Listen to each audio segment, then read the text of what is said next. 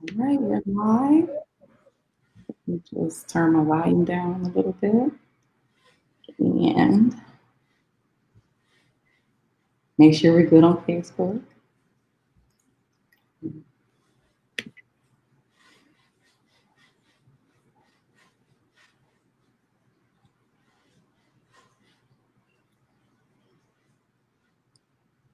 All right, beautiful.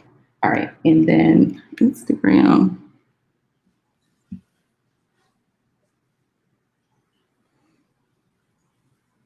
Hope everybody's doing well tonight for a full week of Empowerment Week. So, hello and welcome to the Renee Adams Show and Empowerment Week. First, I'd like to say, please do not forget to like, share, and comment. I can see your comments on the screen, so just wanted to let you know that. So I'll be reading your comments. And also, if you'd like to be a guest on the show, please inbox me. Today, I have my guest, Nikki Woods, who is former Tom Joyner Show producer and leading media strategist, author, blogger, media motivational speaker, mom, and a survivor. That right there took me back. I said survivor. I need to ask her about that. But welcome to the show, Nikki. How are you today? I'm good. How are you? I am doing very, very well. It's been a very busy week, but it's all good with all of my amazing guests. So I appreciate you being on the show today. No, it has been. I think I got all my empowerment like in one day because I got caught up on all the videos, but it has been an amazing week. Good. That's good to hear. So this is going to be an amazing show. I mean, you have definitely a wonderful backstory, and I would like for everyone to know a little bit more about you. So if you don't mind just telling people a little bit about your journey. That's always like a weird question for me to answer, and I'm not really sure why. So I'm originally from a suburb outside of St. Louis. Grew up, normal family, father worked for the government. Mother was a nurse until she became a stay-at-home mom. I have an older sister and went off to Howard University and became a teacher. Okay, about a year in, I was like, okay, this is not for me. Well, we found out early. Not my passion. And I think that, to do something like that, it has to absolutely be something you love. And I loved the children, but I did not like being in the classroom all day, mostly dealing with the bureaucracy and the parents, but the kids were great. Right. So I decided to go back to school. And for whatever reason, I decided journalism would be great. I love to write. I loved, I love stories. I love communicating, all that good stuff. So journalism seemed like an interesting thing to pursue. And so I did that. And then I went into sports journalism. And so I was at the NBC affiliate in St. Louis for a while, went to ESPN briefly before I discovered radio and absolutely fell in love. Wow. So you mentioned being a survivor. What actually are you meaning when you talk about being a survivor? I've never put survivor in my bio, so I'm like, really? Oh, I guess somebody see you as a survivor. Well, I am, but it's just I've never made that an official part of my bio. So I'm just but I think we're all survivors in some sense. We are. But some people have some interesting stories, and I'm like, maybe that's a part of her story, and that's a simple word to put in there. That's interesting. So I'm a rape survivor. I was raped when I was in a sophomore in college and beaten and left for dead in an alley. And so I guess that is absolutely to be able to get over that could be traumatic, very traumatic experience. So definitely you are a survivor, and thank you for sharing that. So you started the media industry. So you went to Howard University. Yes. And you found that radio was your passion. Well, I left Howard, went into my career as a teacher, figured out career that wasn't right. Right. I actually went to Jamaica and taught for a while because of my grandmother's last wish, something like that. And then I came back and went back to school and got another degree in journalism. So how did the Tom Joyner Show work out? Like, how did that come about for you? So when I decided I loved radio and that's what I wanted to do, I worked in Boston for a little bit. And then I did 10 years in Chicago as the morning show host there on WGCI radio, and then we got fired. It was announced in the paper a week before we were supposed to get fired, and we were told, oh, it's just a rumor, don't worry about it. And then the next week we were fired. So most people in radio have a non-compete, so you have to sit out for a certain amount of time to go work with a competitor station. And so, Tom and the Joyner boys had kind of, been in touch throughout my career. Nice. Yeah, Tom has two sons, Oscar and Thomas Jr. And Thomas had actually been at Howard when I was at Howard, and so loosely been in touch.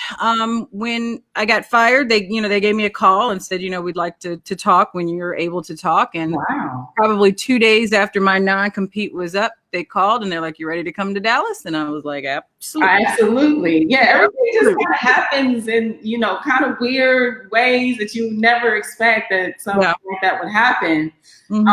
Because I was going to ask you, like, out of all the applicants that would have applied for that position, like, what would have made you stand out? But, opposite of that, I guess, what still made you stand out? What did they like about you?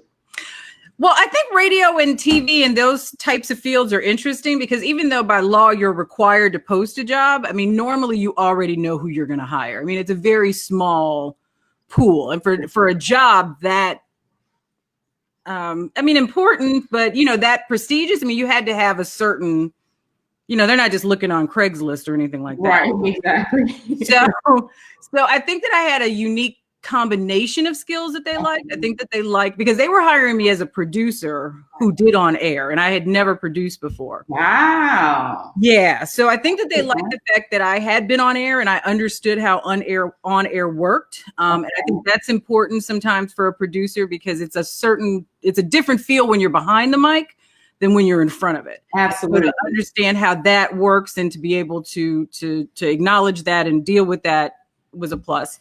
I think the other thing that they really liked was that I was already so big into social media and they were not. And so I think they wanted somebody that understood how social media worked and could apply that to radio in somebody's career. Absolutely. Which is what I did. That makes so much sense. And one of the questions I wanted to ask you, because I know a lot of these experiences really shape you and mold you in a certain kind of way. So how do you feel like that opportunity kind of shaped and molded you into the woman you are today?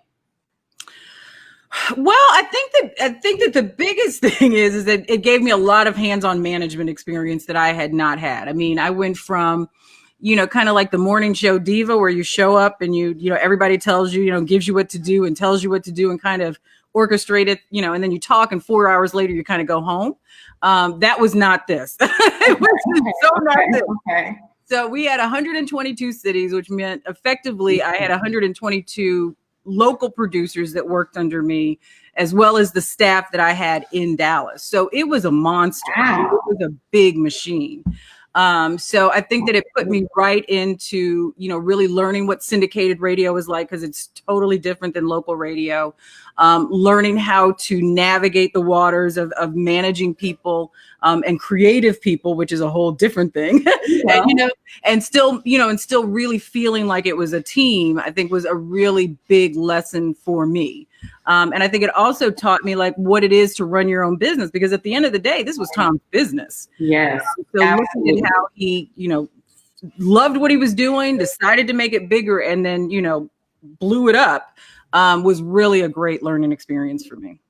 That's great, because that's the next thing that I wanted to talk about. And basically the question that I just asked you kind of leads into you becoming a media strategist. And this is kind of what you do, you speak about. And so you really have developed a skill set from your previous experiences and jobs and things like that. So as a media strategist, like, what do you talk about and discuss as a media strategist?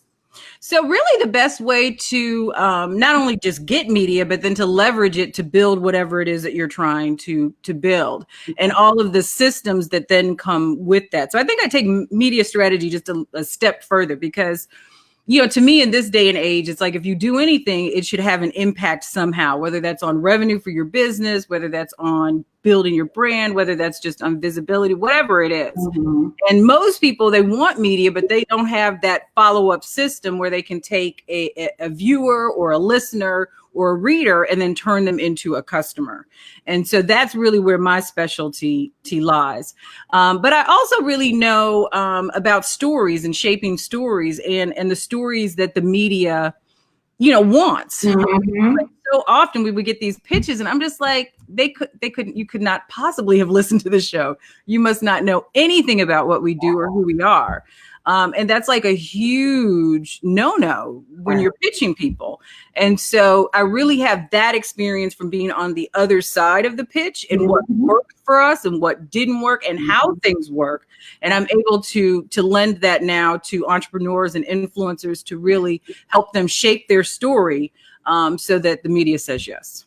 So do you think that you've always had the kind of personality that you have? Because you kind of have this, you're really authoritative.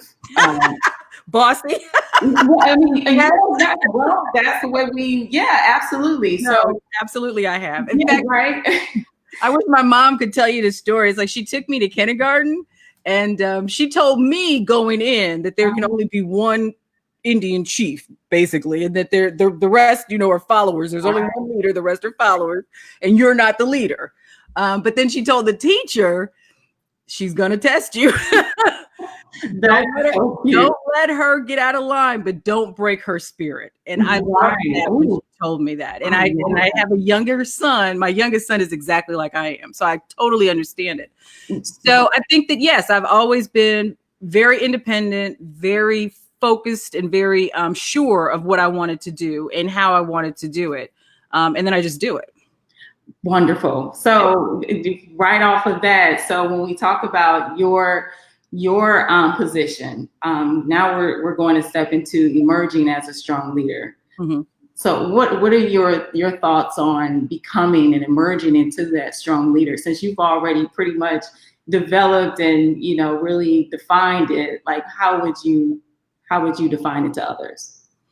So I think for me, being a really strong leader, especially as a female in a male-dominated industry, and if we're talking about Tom, I mean, some of the men that I had to work with, like the Reverend Al Sharpton, Don Lemon from CNN, Roland Martin, I mean, Tom, J. Anthony Brown, Sybil, Sherry Shaw. I mean, these were powerful people that I admired, growing up. And a lot of them were older than I am. So there was like a lot of different things at play. But I think that I was really sure of the value that I could bring.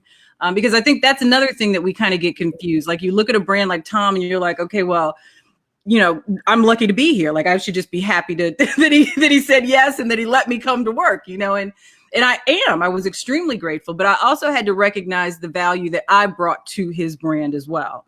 And I think we lose that sometimes when we get into positions that may be intimidating or you're around powerful people like us. We're just happy to be in the room. But I'm not happy to be in the room anymore. I'm happy when I can sit, at the table. People are listening and respecting what I have to say. But in order to do that, you really have to know who you are. And you really have to know your skills. And you have to be able to say, okay, the buck stops with me, which it really did. So, if things went wrong and it was the janitor's fault, Tom was still looking at me. Like if the website went down, knowing I had looking at you. So you have to be hands-on with so many different aspects of that particular show. Mm-hmm. And so that can take on a real big kind of, huge responsibility, but also just weight on your shoulders. Oh no, yeah, it was probably the most stressful time I've ever had in my life. Right.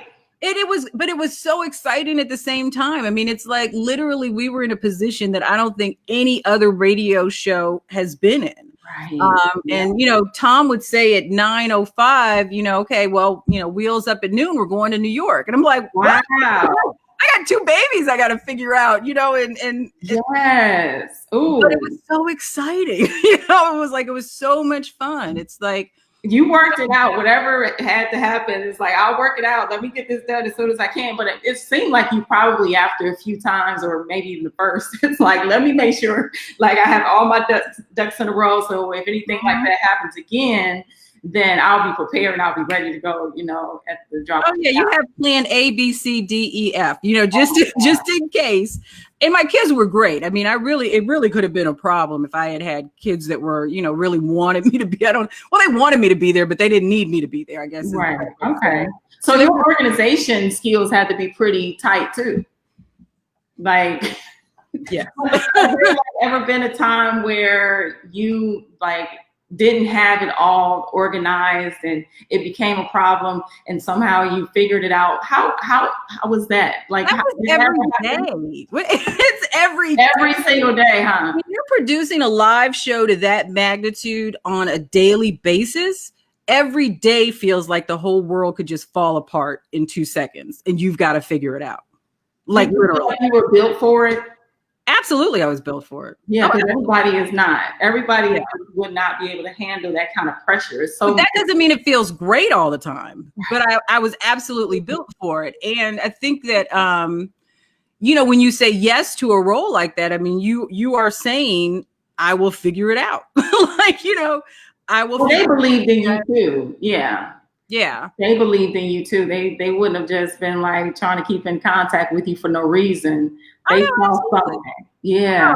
No, absolutely. But and I had a great team too. So I certainly don't want to make it seem like it was all me. But I mean, I was, like the stop before everything got to Tom. So it really did. Like, if anything went wrong, it really did come to me. And I am not the kind of person that says, well, Trey down the way, he's the one that didn't do this or didn't do that. I mean, it all stops with me. So yeah, that brings with it its own kind of stress, but I was built for it. Yeah, absolutely. And I don't even know you, and I can just tell by your personality. And I've even listened to some of your videos and heard how well spoken and how organized and everything like that. And I was just like, yeah, but then talking to you now, even it just spills over into everything else. So yeah. And one of the things that I also like about you is that you talk about collaborating with women and the benefits of that. So I think this is huge to talk about, and because it is a world, the world that we live in, and women and how they look at we look at one another. I don't like to put myself in that same pool because I don't feel like I'm that way. So that's why it's hard for me to say we. Mm-hmm. No, yeah. But could you expand on that a little bit as far as your thoughts on collaborating and the benefits of working with women? No, sure. I mean, I think that, and let me just say, I think that a lot of us feel the same way that you and I do, but I think that the world puts that label on it that women can't work together, that they get catty, hate. And there are people like that are men and women. I mean, I don't find that is the case with most of the people that I've worked with. And if I did feel like that's the case, then I guess we just didn't work together, because I've never had a bad experience collaborating with someone. But I think that the things that, so let me just start with this. I think collaboration is extremely important, especially with people of color and women of color. I mean, I don't think that we really understand how the other people are doing it. I mean, they're major. It's major how they collaborate, support, promote each other. And so I think for us, if we really want to build the kind of businesses that we want to build, we can't do it in a vacuum.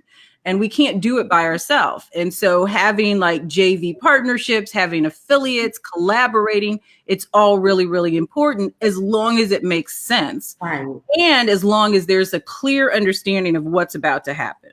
So, a lot of times somebody will call and be like, hey girl, can you send this to your email list? Or hey girl, can you put out and I'm okay with the hey girl every once in a while, but eventually you've got to formalize something. You know what I mean? Right. And so it's beneficial to everybody involved. Right. You want people to have some skin in the game. And if it's going to be financially beneficial or visibility wise beneficial, then they're a lot more apt to really put it out there and work towards it. So I am all for collaborating.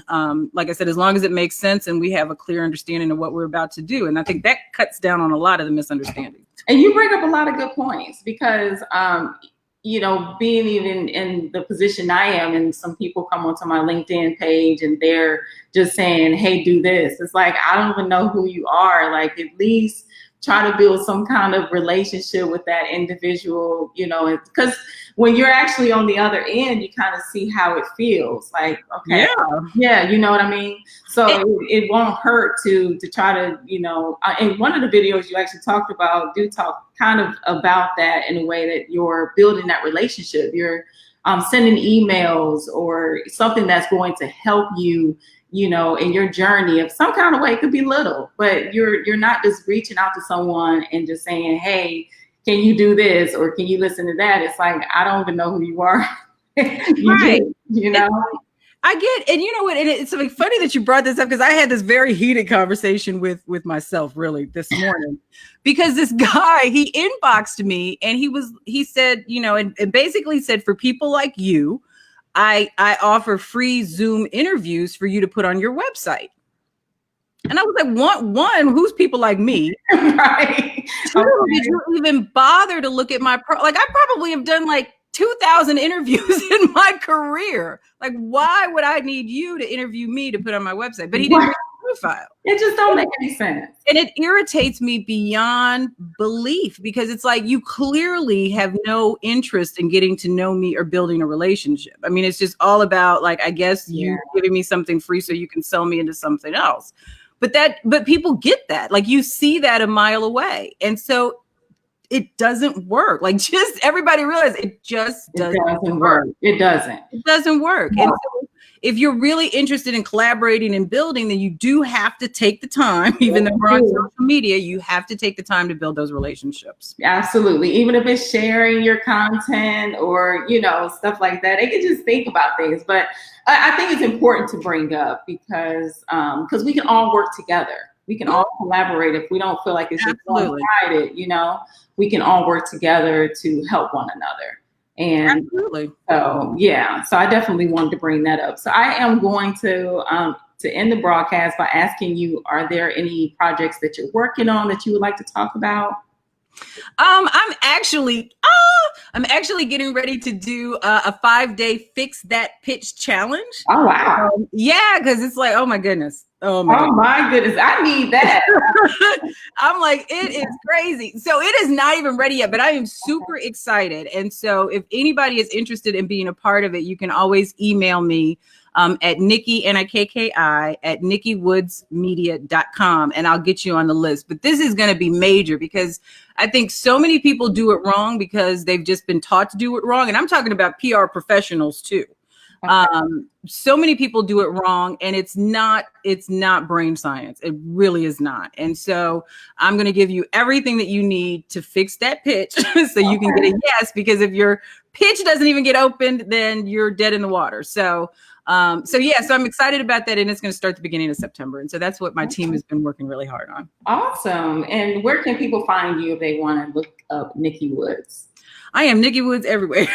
Okay. My son says I have to stop telling people just to Google me, but really you can just Google me and find me. But it's Nikki Woods everywhere. And I love to connect on social media, especially now. I mean, obviously we're not getting out the house like we used to. Yeah. So I love meeting people. Me too. So I'm glad we have that in common. So I appreciate you coming onto the show, sharing so much great information. No, absolutely. And I thank you for having me. I mean, you were watching my videos and I was watching your videos and I was like, this is amazing. So you really do a great job of bringing out the best in your guests. And I can tell that you do your research, but you really are interested in getting to know them and having a real conversation. And that's very refreshing. So I really thank you. I appreciate that. That means a lot coming from you that's been in the business, right? That means a lot more appreciation. And I really do appreciate that. This is great. Yes, thank you. So anybody that wants to find Nikki Woods, please go to her IG and her Facebook page. And we'll be looking for that Fix Your Pitch as well. I'm really excited about it. So if anyone wants to be on the Renee Adams Show, please reach out to me once again. If you have a product, service, or if you have an inspirational story that you'd like to share, please reach out to me. We can talk and we'll see if you can get onto the show. So I will be back on tomorrow and Friday for the last day of Empowerment Week. So you guys, please join me and I will see you soon. Thank you so much again, Nikki. Thank you. I appreciate it. Bye-bye.